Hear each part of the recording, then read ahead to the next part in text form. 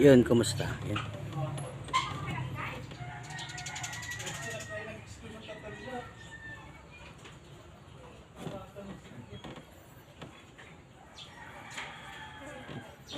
Yun, kumusta mga pare ko?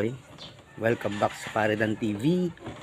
And so, day 9 na natin sa ating siling labuyo eating challenge. Yun, so, painit na ng painit kasi padami na rin ng padami yung kinakain nating sili. So, day 9, siyam na siling labuyo din ang kakainin natin. So, kagabi nag-update ako about sa day 8 natin. So after 6 hours pagkakain ko ng sili from 5 o'clock tapos 11, ayun, so nag-alboroto